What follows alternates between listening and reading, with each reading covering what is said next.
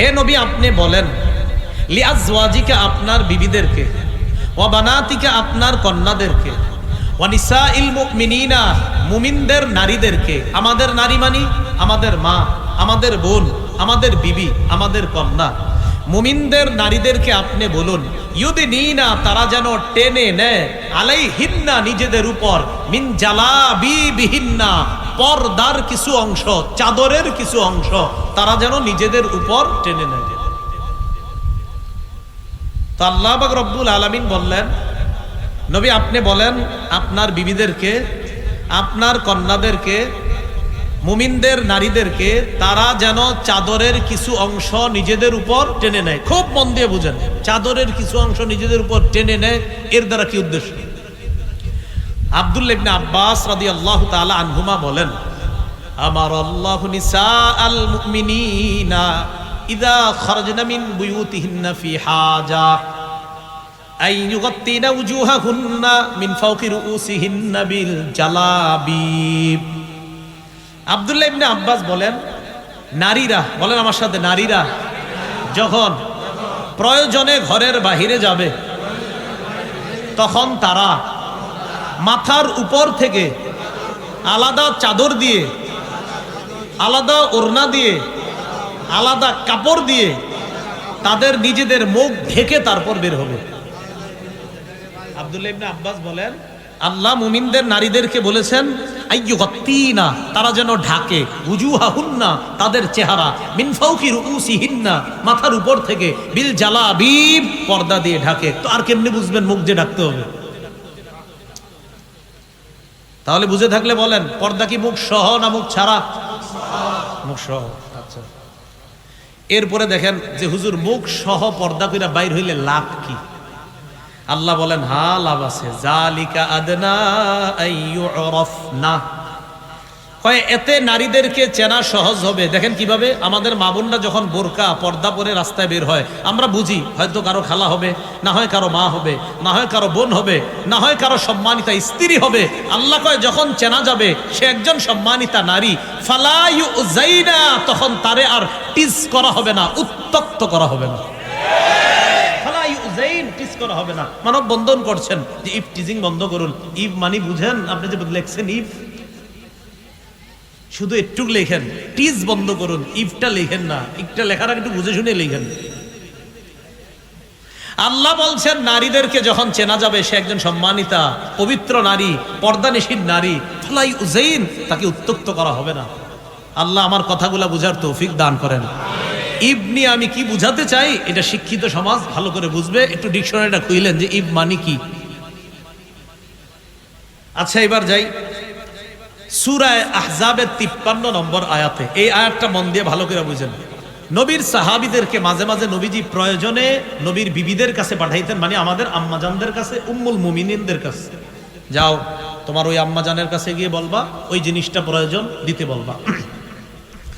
তো বিবিরা ঘরের ভিতরে আছে। আল্লাহ বলেন, ওয়া ইযা সাআলতুমুহুন্না মাতাআন ফাসআলুহুন্না মিন ওয়ারাই হিজাব। তোমরা যখন তাদের কাছে প্রয়োজনীয় কিছু চাও পর্দার আড়াল থেকে চাও। এখন আপনাদের দৃষ্টিতে কি পর্দা এটা যে আম্মাজানরা ভিতরে আছে আর মাথাটা এমনি বের করে রাখছে? কন্যাকা, হ্যাঁ? আল্লাহ বলছেন সাহাবায়ে কেরামদেরকে, তোমরা যখন কিছু চাও পর্দার আড়াল থেকে চাও। তার মানে কি আম্মাজানরা পর্দার ভিতরে, শরীরটা আর মুখটা বাহিরে। তো কেন এই সহজ বিষয়টা কেন বুঝেন না? যখন প্রয়োজনীয় কিছু চাও ফাসআলুহুন্না চাও তাদের থেকে, মিন ওয়ারাই হিজাব পর্দার আড়াল থেকে চাও। আল্লাহ কয় এতে কি হবে যদি পর্দার এপাশ থেকে চাও?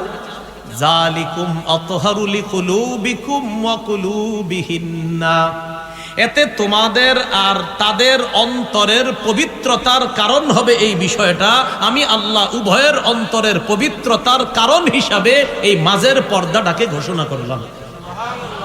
তাহলে মাঝে পর্দা রাইখা এই পাশে পুরুষ ও পাশে নারী, আর প্রয়োজনীয় কোনো কথা বলা এইভাবে বললে, এবং নারীরা বলতে হবে আবার কর্কশ ভাষায়, আপনার নরম ভাষায় না। তো আল্লাহ বলেন উভয়ের পবিত্রতার কারণ বলে ঘোষণা করলাম এই পর্দার দুপাশে উভয় শ্রেণী থাকাটা। আমি আল্লাহ উভয়ের কলবের পবিত্রতার ঘোষণা করলাম। এটা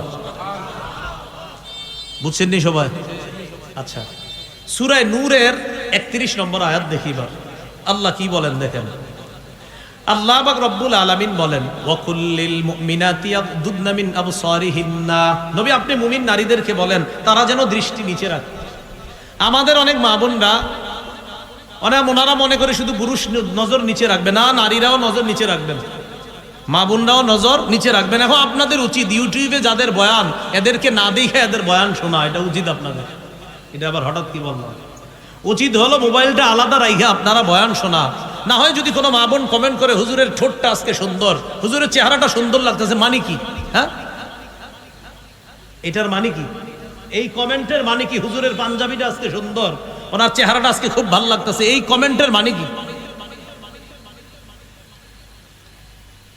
এই জন্য উচিত মা বোনদের আপনারা ভিডিও অন্য জায়গায় রাইখা এরপরে বয়ানটা শোনা, এটা উচিত। আল্লাহ বলছেন নারীদেরকে বলেন তারাও যেন তাদের দৃষ্টি নিচে রাখে। রাসূল সাল্লাল্লাহু আলাইহি সাল্লাম তার দুই বিবি নিয়ে বসা, উম্মে সালামা আর মাইমুনা রাদিয়াল্লাহু তাআলা আনহুমা। ইতিমধ্যে রাসূলের অন্ধ সাহাবী আসছে আব্দুল্লাহ ইবনে উম্মে মাকতুম রাদিয়াল্লাহু তাআলা, যিনি নবীজির মুয়াজ্জিন ছিলেন। নবীজির বিখ্যাত মুয়াজ্জিনের নাম কি? বেলাল। আরেকজন ছিলেন আব্দুল্লাহ ইবনে উম্মে মাকতুম রাদিয়াল্লাহু তাআলা। এই আব্দুল্লাহ ইবনে উম্মে মাকতুম ওই সাহাবী, নবী যখন উহুদের যুদ্ধে গিয়েছিলেন আব্দুল্লাহ ইবনে উম্মে মাকতুমকে মসজিদে নববীর ইমাম বানায়া গেছেন। এই অন্ধ সাহাবী আসছে, আসার পর নবীর দুই বিবি বসা। নবীজি কয় কি ব্যাপার, পর্দা করো। হুজুর উনি তো অন্ধ। নবীজি কয় আফা আমিয়া ওয়ানে আনতুমা, তোমরা দুইজন অন্ধ।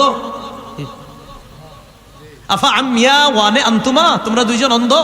আলাস্তুমা তুবসিরানিহি, তোমরা দুইজন কি দেখো না? তাহলে অন্ধ সাহাবী তো নারীদেরকে দেখছে না, নবী কয় তোমরা দেখছো না, এতে বোঝা যায় নারীরাও নজর নিচে রাখবে।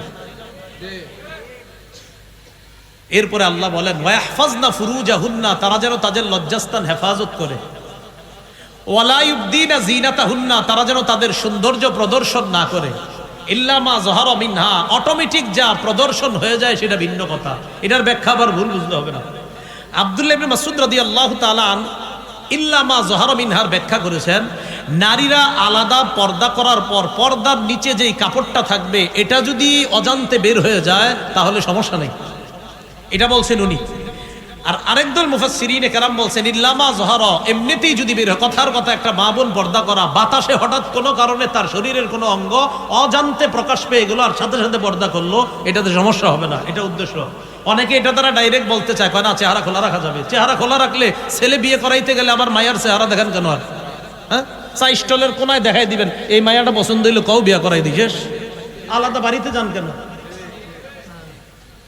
কি ঠিক হাদিস আসতেছে, এটাই যে সঠিক, এটাও আসবে। মুসনাদে আহমদের হাদিস আসবে 5 নম্বর খন্ড 424 নম্বর পৃষ্ঠা, অপেক্ষা থাকেন, শেষে বলতেছি। এরপরে আল্লাহ সূরা নূরের 31 নম্বর আয়াতের আরেক অংশে বলেন ওয়ালিয়াদরিবনা বিখুমুরিহিন্না আলা জুয়ুবিহিন্না, অর্থ তারা যেন মাথার ওড়না দিয়ে তাদের গ্রীবা এবং বক্ষ ঢেকে নেয়।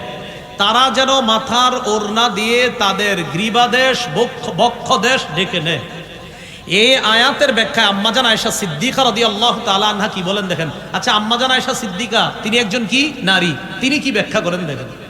সহিহ বুখারী হাদিস নাম্বার 4758 নম্বর হাদিস, মোট হাদিস সংখ্যা হবে 7563টা।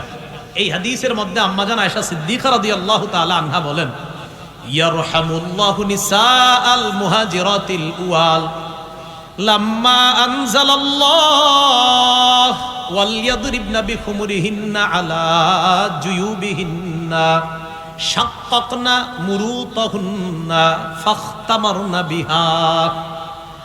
আম্মাজান আয়েশা সিদ্দিকা রাদিয়াল্লাহু তাআলা আনহা বলেন আল্লাহ যখন এই আয়াতটা নাজিল করেছেন নারীরা যেন তাদের মাথার ওড়না দিয়ে তাদের গ্রীবা এবং বক্ষদেশ ঢেকে নেয়, তখন নারীরা নতুন করে আবার পর্দা ব্যবস্থা করতে হবে।